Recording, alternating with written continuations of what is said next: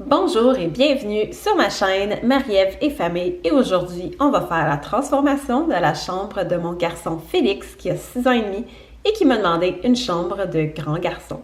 Donc si jamais vous n'êtes pas déjà abonné à ma chaîne, je vous invite à le faire dès maintenant et aussi à me laisser un petit commentaire et un petit j'aime, ça m'aide vraiment beaucoup. Si vous ne le saviez pas, Marie-Ève et Famille, c'est un blog familial et lifestyle et je fais beaucoup de vidéos sur notre vie de famille, notre vie de couple, le minimaliste, toutes les choses aussi qui se passent dans la maison. Donc on fait beaucoup de rénovation et de redécoration comme aujourd'hui. Donc si jamais c'est du contenu qui vous plaît, comme je disais, abonnez-vous. Donc, les premières choses qu'on a faites dans cette transformation-là, c'est enlever toutes les tablettes, la pôle de la garde-robe. Et là, je suis en train de boucher les trous qu'il y avait sur les murs et dans la garde-robe avant de sabler et peindre. Donc, ça, c'était plus tard dans l'après-midi. J'ai commencé par donner la première couche de peinture. Le mur d'accent, dans le fond, je l'avais fait déjà il y a 4 ans quand on a aménagé dans cette maison-là.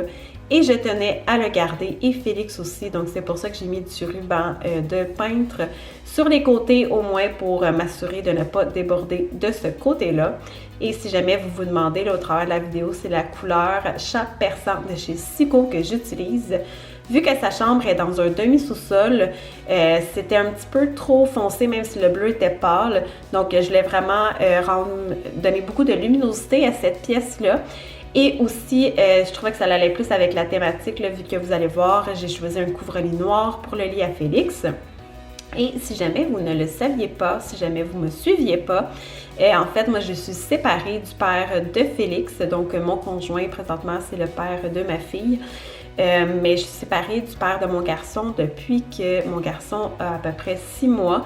Et puis, il était parti une fin de semaine chez son père. Donc, on en a profité pour faire toute la transformation pendant qu'il n'était pas là pour qu'il puisse avoir une belle grande surprise à son retour. Et si jamais vous voulez aller voir sa réaction, vous pouvez aller voir l'onglet maison sur ma page Instagram. Donc, ma page Instagram, c'est @Marie-Ève et Famille. Et puis, j'ai posté sa réaction quand il a vu sa chambre. Il a été tellement content et reconnaissant.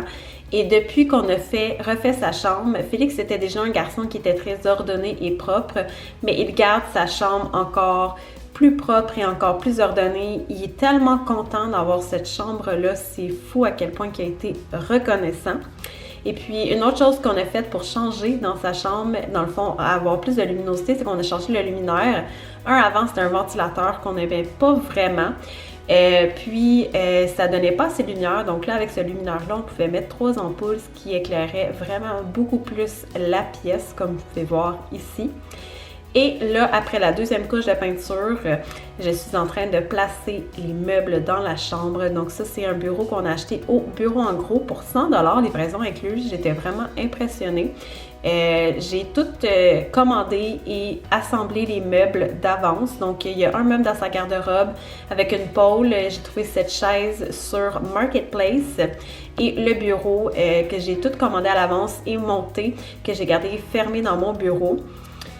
Parce qu'on fait notre salle de lavage depuis un petit moment maintenant et il y a tellement de choses qui manquent avec la COVID que je voulais pas risquer qu'il manque quelque chose pour sa chambre. Et là, comme vous pouvez voir, j'installe son piano. Il y avait son piano dans le coin ici avec sa table de chevet, puis il y avait comme pas vraiment l'espace en soi pour jouer. Donc là, je me suis dit que vu qu'il aimait beaucoup la musique, il allait pouvoir profiter de cet espace-là. Et là, comme vous pouvez voir, là, j'enlève vraiment plus les trucs trop colorés, puis les draps de la patte patrouille que Félix commençait à trouver qui étaient trop bébés. Donc, on dit au revoir à ces draps-là. Et voici ma petite puce qui vient s'immerger dans notre transformation. Elle était dans la salle de jeu juste à côté, donc on allait la voir de temps en temps. Là, puis on s'alternait aussi. C'est pour ça que des fois je suis seule, des fois c'est mon conjoint. Parce qu'il faut quand même s'occuper de nos enfants quand on fait ce genre de projet-là. Donc, j'ai pris des draps noirs avec un couvre-lit noir, mais l'autre côté est rouge. Donc, si jamais il se tend, on peut le tourner de bord. Et on a utilisé, en fait, qu'est-ce qui était déjà dans la garde-robe pour la tablette. Mais qu'est-ce qu'on a fait, c'est qu'on a coupé les bouts parce qu'il était juste vraiment mal fait. C'était comme du homemade des anciens propriétaires, puis c'était juste vraiment pas beau. Donc, on a coupé à la bonne longueur. Et puis là, on vient installer la pôle de la garde-robe. Et vous allez voir, j'ai fait une petite erreur. J'ai pas mesuré la distance de la pôle du milieu. En fait, c'est qu'on comptait mettre un crochet dans le milieu pour soutenir encore plus la pôle, mais j'avais mal calculé mes choses.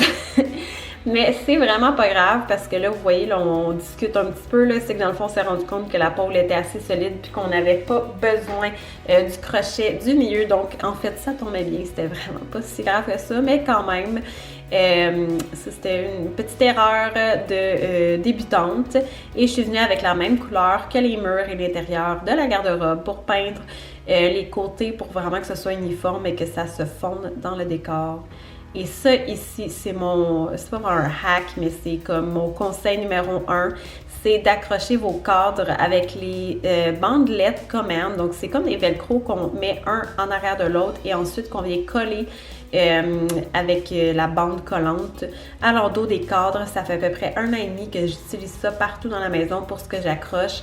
Ça n'arrache pas la peinture, ça demande pas de vis, pas de clous et ça ne tombe pas si on prend vraiment les bandes qui sont faites pour le poids de l'illustration du cadre qu'on accroche au mur. C'est vraiment extraordinaire. Et puis, si jamais vous demandez, ces illustrations-là viennent de Etsy. Si jamais je retrouve le lien, je les mettrai en barre d'infos. Et là, maintenant, c'est là qu'on rentre dans le gros avant. Donc ça, c'est la pièce comme vous pouvez voir. C'était un peu pêle-mêle, un petit peu plus sombre. La garde-robe était un peu en bordel parce qu'on n'avait pas de bac de rangement. Et aussi, vous allez voir après ça son coin Lego qui était tout le temps un petit peu en bordel parce que c'était pas approprié pour ça.